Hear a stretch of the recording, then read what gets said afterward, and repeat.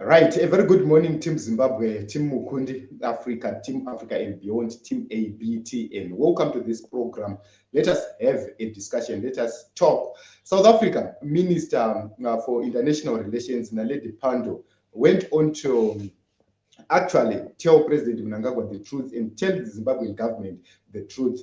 We saw the Rwanda president telling the same, telling the government of Zimbabwe the truth. And we need to explore what she said so that you understand why we are saying ZANU-PF is on its own this time around. They are tired, they are sick and tired of ZANU-PF shenanigans. Let us get into this video. International Relations Minister Naledi Pandor, Dr. Naledi Pandor, will today host a symposium in Pretoria on how Zimbabwe can recover economically. The country is battling extremely high inflation rates. Let's go live there. The minister is on the podium.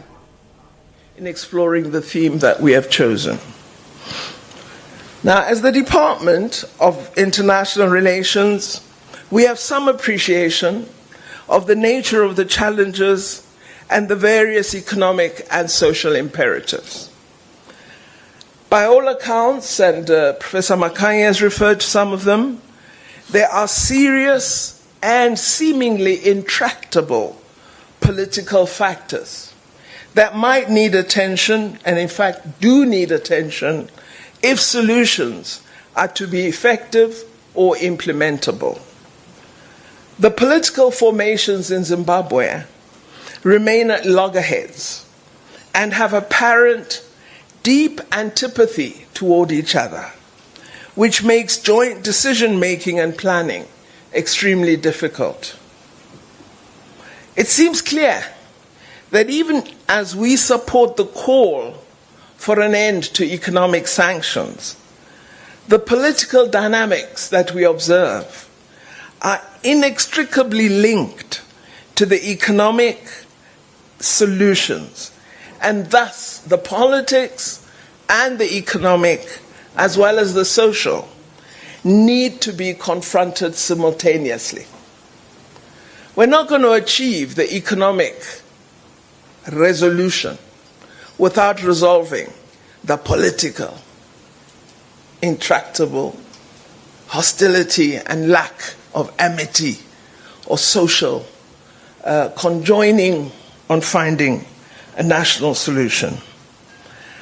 This coming together of the range of aspects that need attention can only be led from Zimbabwe, and would certainly, we believe, ease the development of SADC contributions in response to an emergent compact.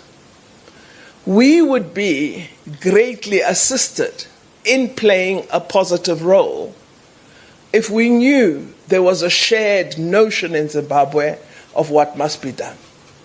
And this is an extremely important point for us, because while indeed, as the South African government, we work very closely with the government of Zimbabwe, it would be difficult for... So basically, let us unpack what the minister said during this address. And if you are to look at this statement, this is a clear message to President Emmerson Mnangagwa that you have failed to correct the political side of everything. If you go to South Africa, the opposition in South Africa is more effective. They are involved in the economic development of South Africa. If you go to various countries, the oppositions there, they are involved in economic development. But here in Zimbabwe, the opposition is not functional, because if you go to the MDC, it is not doing what it's supposed to do. CCC is not doing what it's supposed to be doing. Why? The MDC has been captured by ZANU-PF, and they disintegrated everything. They chased away Nelson Chamisa. Nelson Chamisa's political party is being fought each and every day. Every day, the MPs are in courts, in and out of courts of Zimbabwe. And how can you have such a situation where people are always answering criminal charges, bogus criminal charges? So you can actually see that the problems of Zimbabwe are deeply political and corrupt-rooted than sanctions affiliated. So let us talk about this. there is massive blockade of rallies, of Nelson Chamisa's rallies, which means Nelson Chamisa is now an enemy of the state in the nation of Zimbabwe. He has been declared an enemy of the state. And how do you intend to develop a nation where you are treating an opposition leader like a criminal and blocking the rallies and blocking the people his supporters to actually meet? Secondly, when you are an opposition person, you are not allowed to get anything. That is political. So opposition people do not benefit from anything. Only ZANU-PF people should benefit. So another issue of hostility. The government is so hostile to change. The government is so hostile to critics. The government is so hostile to alternative ideas and alternative views. And how do you fix that? This is a political issue, which is affecting the economic issue, because what the minister is saying that the political, it controls the economic and the social. So whatever you see happening in the economy of Zimbabwe, whatever dirty you see in the economy of Zimbabwe, it's not because the opposition is sabotaging, but it's because there is bad politics happening in the nation of Zimbabwe, and bad politics breeds bad economics, and bad economics breeds bad socio-economic life. So you can actually see that you cannot separate the three: the politics, the economics, and the social life. So the social life is affected at the end, but you actually see that economic political, and that is true. So she mentioned the issue of sanctions and saying we can talk about sanctions as much as we can, but as long as the government is not accepting criticism, the government is not correcting the political problem where there is government capture in the nation of Zimbabwe, where cartels are actually operating and running the politics. Instead of politicians running the politics, the cartels are now running the politics. And the cartels do have a common interest to make profits. Whereas if we are to look at the politicians or the government, they have different ideas or different views. When the government is running, its mandate is to distribute equally the resources. And when the cartels are running, the cartels want everything, and they distribute nothing to the people. That is the reason why you see a different disenfranchised youth sector, disenfranchised civil sector, where the civil servants are not being paid anything. They are given slave wages. It's because of those problems. So you can actually see that the military of Zimbabwe is now politically connected than it should be economically connected. If you go to other countries, the military's involvement in the manufacture of cars, arms, all sorts of things which brings economic value. But the military of Zimbabwe is concentrating on politics. The military intelligence in Zimbabwe, the CIO in Zimbabwe, will be targeting somebody like me and nobody like me who don't even know how to use a gun. I will be a target of the CIO, I will be a target of the military intelligence. Why? It's because they have diverted their mandate to benefit the economy, to benefit political elites. So that is the problem, because the resources they are using to target people like us, useless people like us, those resources and time should be targeted in terms of research, in terms of making sure that they are more advanced in terms of research and everything. They are the people who must spearhead the economic development in the nation of Zimbabwe. That is the role which must be played by the CIO, by the military. Why do I say so? It's because when the economy is stable, the national security is guaranteed. But when the economy is shaking, the national security is not guaranteed. So the military in Zimbabwe has failed to understand that notion, and it is being raised by Minister Naledi Pandor here. And it is very important to note that we have captured institutions in the nation of Zimbabwe. Go to the judiciary, it is captured, which means the judgments being given by by judges, even in the commercial sector or in the commercial cases, they are going to be biased towards the politicians. They are going to be biased towards what the cartels want, and that affects the economy of Zimbabwe extensively. When the SI came, yaitaura kuti ma-US dollar accounts ava ma-Zim dollar accounts, we would have seen the judiciary standing with the people and actually throwing away that statutory instrument. But the judiciary failed us because it is captured by the politics of the nation, and it has affected the economics of Zimbabwe. If you look at the issue of human rights abuses are so rampant in the nation of Zimbabwe to an extent where it's difficult for you as an individual to actually come and invest in Zimbabwe without your rights being abused by the state or by the state agents or by the workers, the government workers. And it's because we have a captured political system in the nation of Zimbabwe. So we expected to see Zimbabwe has been complaining about sanctions, and they have Russia, they have China. These are super giants, economic giants in the world, superpowers, two superpowers, China, Russia, and Zimbabwe does have good relations with India. So if you are to merge countries like South Africa, India, Russia, and China, they were supposed to give Zimbabwe an economic refuge in terms of busting sanctions, but they have failed because of the political system, which is centralized to the elites and not benefiting the entire country. The economy of Zimbabwe is only benefiting the elites. If you go to the mining sector, it's difficult for you to get a mining license in Zimbabwe when you are not politically connected. That is the truth. You might say whatever you want, might come to actually come and lie, but it's difficult for you to get a mining license without connections within ZANU-PF, without paying a bribe. It's difficult. So you can actually see that the people of Zimbabwe, they're not economically empowered, they're not economically activated, and they get nothing. Even the foreign investors, when they come, some of them, they run away because of the exorbitant bribe. So you are told to pay 50,000 and you run away. So you can actually see that that sector, the mining sector, is focused on the Chinese only and the Russians, and the few cartels who are running the economy of Zimbabwe.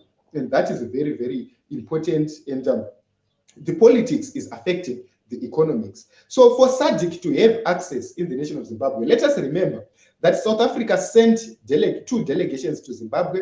The first delegation came and it didn't meet Nelson Chamisa. It returned and they said, we want to meet the opposition leader. They were sent away, they were rushed to the airport, and they were actually deported. The delegation which came from South Africa, it was deported by the Zimbabwean government without seeing the opposition leader. And that is very, very, very true. And it's something very important we cannot ignore. And the minister actually said we can be greatly assisted if we have this shared notion within Zimbabwe, which means for SADC to help Zimbabwe, there must be a consensus within those in Zimbabwe.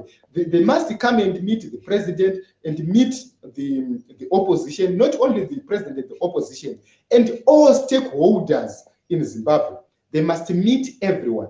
So it means we must have a conference, a public conference attended by people. We want to attend. Then we go and air our views. Every sector must be represented. If there is intervention from the SADC, from the AU, or from any other international organization or body or any country.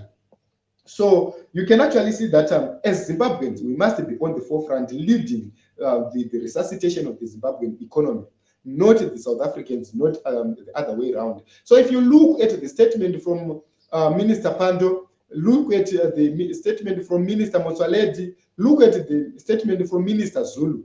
They are sending one message to say Zimbabwe, the Zimbabwean government, we have tolerated you enough. So there are people who are calling the South African government xenophobic, but they failed to understand that the Zimbabwean government came to the South African government came to Zimbabwe and said, we are facing difficulties with your people. Can we resolve the economic problems in Zimbabwe, so that is the Zimbabweans can safely come back to Zimbabwe and begin to rebuild Zimbabwe. And they lessened the burden of South Africa. They were chased away twice. So this is the reason why you see the South African government looking as if they are now hostile to the people of Zimbabwe.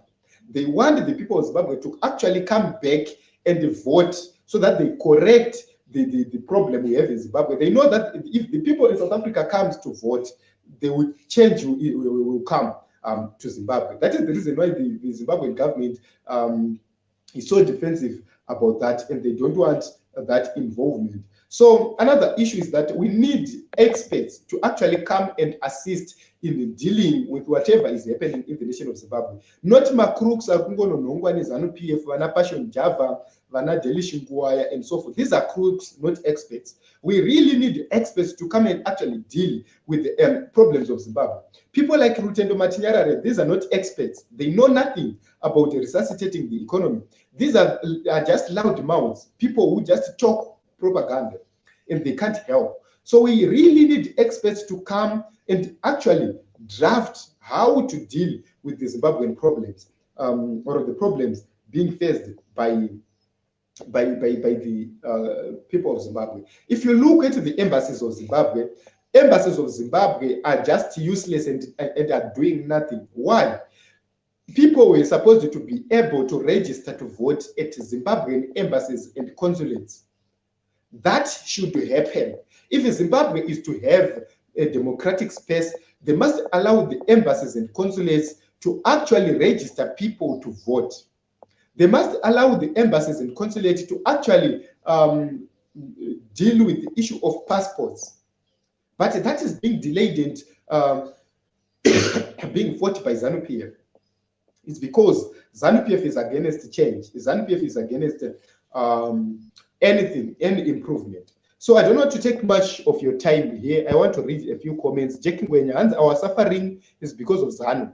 They are very corrupt. Stealing is their everyday breath. If not mine, and a very unprofessional and heartless crew. Yes, I agree with you. Clive Nesara, Zimbabwe must talk to South Africa very well. Remittance is number one, our source of foreign currency. Yes, so Zimbabwe has been relying on remittances, but they don't want to actually make those who are sending remittances back to Zimbabwe to actually economically benefit. So I think I have done justice to what Minister Naledi Pandor said regarding the issue of Zimbabwe and how the economics of Zimbabwe can be resolved. We have come to a conclusion where we say we cannot correct the economics without correcting the politics, because the politics gives the economics and the economics gives the social life. Why do I say so? Is because policies are made by politicians, and these policies are economic policies which are made by politicians. So you can actually see that we cannot run away from the government. The opposition does have an oversight role and a robust approach to make sure that they hold the government accountable. They tell the government the truth. So you can actually see that if you are within ZANU-PF and you tell President Emmerson Mnangagwa the truth, you are chased away.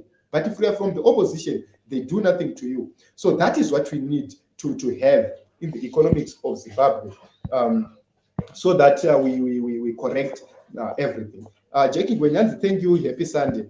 Thank you very much, Jackie Ngwenya, for coming. Thank you very much for your support. And I wish you a happy Sunday. And all who are here, let us put in prayer the comrades who are in prison, the comrades who are suffering, the comrades who were arrested for actually confronting the politics of Zimbabwe, the bad politics of Zimbabwe. Let us continue to pray and be in solidarity with them. I hope and believe that I will get time to have a solidarity prayer with the comrades who are in prison, as we are promised to do every Sunday. So thank you very much for coming. Thank you very much for your support.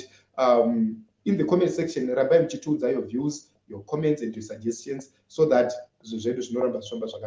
I wish you a very blessed Sunday. I wish God is going to rectify and correct your problems and make sure that everything which is troubling you is actually attended to. But the main problem we have is ZANU-PF, is the politics. Let us register to vote and remove ZANU-PF in 2023 and bring change in the nation of Zimbabwe. Let us meet after church.